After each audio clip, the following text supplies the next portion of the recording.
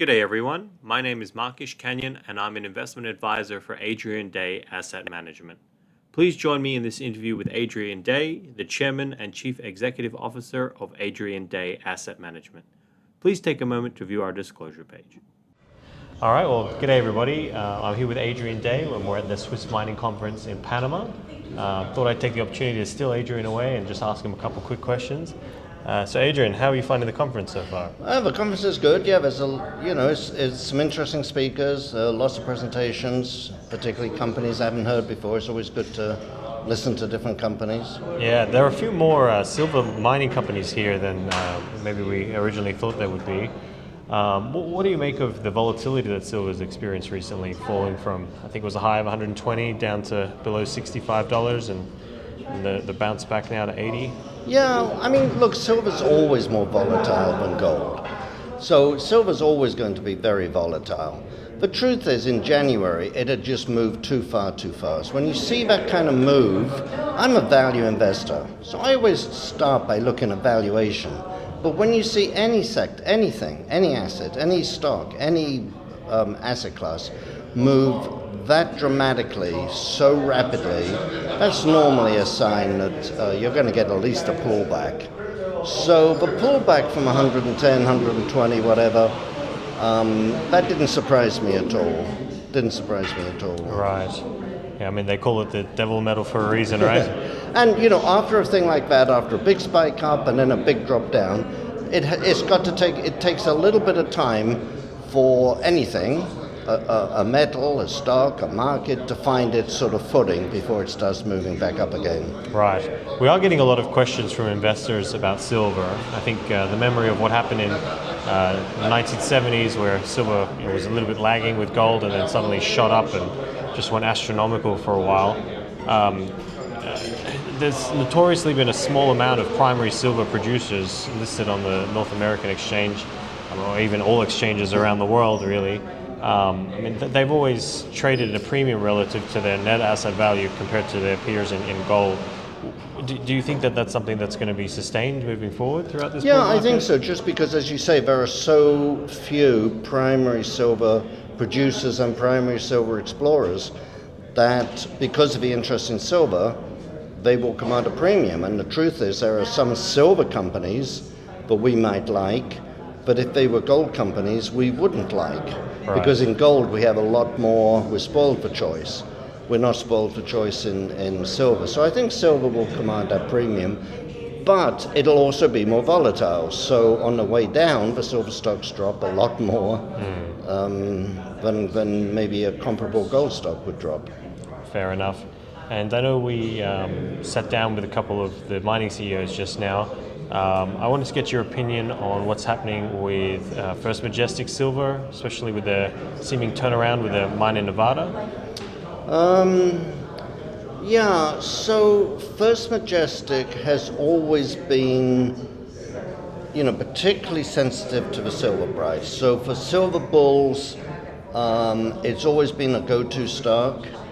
Now, the fact that they have everything in Mexico has kind of hurt them the last couple of years, or the last few years, but it's still, at the moment, a pure silver producer, and so is sensitive to the price of silver.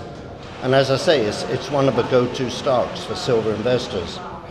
The mine in Nevada, Ishkanian, has been a difficult mine for a long time. I was impressed with the plans that Keith Newmeyer, the CEO of First Majestic, laid out. I was impressed, but I still need to do a bit more work, I think. But having a gold mine in Nevada, I think will help the company, and it will still remain, overwhelmingly silver. So it'll still be a good silver stock. And how do you feel about Mexico as a jurisdiction? I know Vizsla Silver had some, let's call them issues, to be polite. Do you think that varies state by state in Mexico? Yeah, I think it varies very much state by state. And it's a bit like saying, I tried to build a uranium mine in Vermont and they wouldn't let me. I hate the United States. Right. Different states are different. Some are more favorable than others, and some have heavy cartel issues, and some have very few cartel issues. But I mean, I don't think it's unreasonable for a foreigner to sort of be a little bit cautious of Mexico. But there's no question in my mind that over the last year with the new president, it is getting better. There's no question about that. Because there's two issues, of course. One issue is the cartel issue, and then the other issue is the permitting issue. And the permitting has certainly, over the last 6 months, let's say, it's begun to get a little easier. Yeah, well, that'll be certainly pleasing to all the silver bulls out there that wanted to buy Mexican silver mining stocks. Yeah. Now, moving away from Mexico, the other silver mining stock that's here was Aya Gold and Silver, based out of Morocco. What did you think of them when you sat down to speak with them? Well, I mean, it's always been a reasonably good deposit. The idea of going underground and open pit at the same time is kind of an interesting one. Definitely spooked the markets when they announced the change. Well, there was a big short report, as you know, that attacked them for a lot of things. I think that was overdone. I think that report was definitely overdone. Morocco is a reasonably good jurisdiction. It is a good jurisdiction. I mean, obviously, a company with an asset in only one country is always going to be more risky than a company with assets in more than one country. But no, I'm going to do a little more work on it. I mean, they've got a good balance sheet. That's good. They've got growth plans. That's good. And it's a good jurisdiction. But I'm just going to have to do a bit more work on it. Fair enough. Now, I know we don't have that much time with you, Adrian, but I just wanted to ask you as well about the valuation differences between the silver stocks on the North American exchanges and other exchanges like the Australian stock market. What's the reason behind the difference in the valuations, and what do you think is going to happen to that moving forward? I think Americans in particular, the silver bulls in America are a special breed. So they are very, very bullish on silver, and they are, they want silver, and I think more than investors in other countries who might be a little more agnostic whether it's gold or silver, there are investors here who are focused on silver, and so we get good valuations here, or high valuations, whichever way you want to look at it. In my view, we've talked about this before, Mark, but in my view, one of the problems with junior Australians is that they will often do rights offerings, which theoretically are a great way to raise money. You go to your existing shareholders and you ask them if they want to put more money in at a discount. That's a really fair way and a good way of raising money. The problem is the SEC counts that as a new issue. And unless a company goes out and issues a prospectus and gets it registered with the SEC, then US shareholders are not allowed to take up those rights. And that can put US shareholders at a huge disadvantage if a company issues rights. So, and that is a way that Australians traditionally have raised money. As I say, it's a fair way of doing it, but it doesn't help the US investor if the government won't let them take up the rights. They're definitely keeping investors safe. Now, in terms of that, do you think that might start to change as the Australian silver miners see the differential between their value and what's listed elsewhere? I'm not sure that would be the main catalyst, to be honest. I mean, obviously with the bigger companies, they do issue like BHP. I mean, they'll issue a prospectus, a global prospectus. But that takes a lot of time and a lot of money. To be honest with you, Mark, I'm not sure. I'm not close enough, but I'm not sure that on its own would be the catalyst to get things moving. Other sources of capital will be useful, and one of the sources of capital that Australia has long eschewed, but is just beginning to warm up to, is the royalty and streaming capital. In North America now, anytime you have a new project coming into production, streaming and royalties or streaming is just considered as a normal part of a funding package along with debt and equity.